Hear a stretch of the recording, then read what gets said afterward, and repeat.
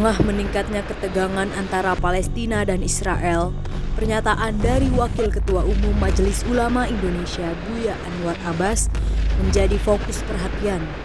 Beliau menegaskan bahwa serangan Hamas ke daerah Israel menunjukkan bahwa rakyat Palestina tidak pernah mengenal istilah takut, walaupun telah ditindas sejak tahun 1948.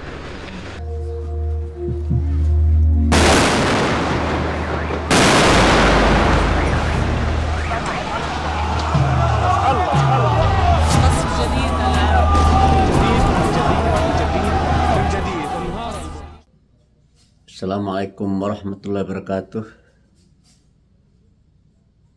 Dengan adanya serangan Hamas ke daerah Israel, ini menunjukkan bahwa rakyat Palestina tidak pernah mengenal istilah takut.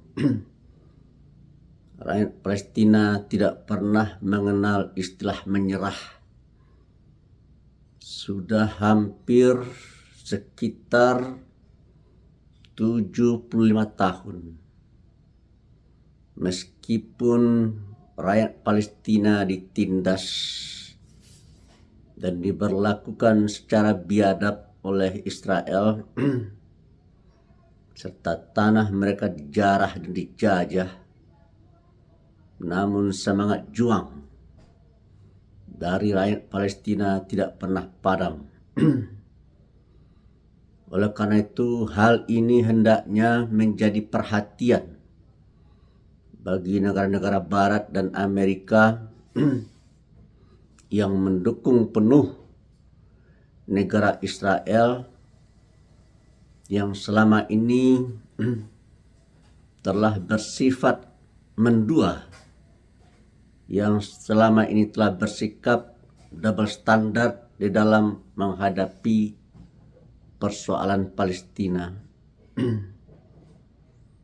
Saya yakin dan percaya api kemarahan rakyat Palestina tidak akan pernah bisa dimatikan, tidak akan pernah bisa dipadamkan oleh kekuatan militer dan kekuatan senjata Barat serta kekuatan senjata yang dimiliki oleh tentara-tentara Israel.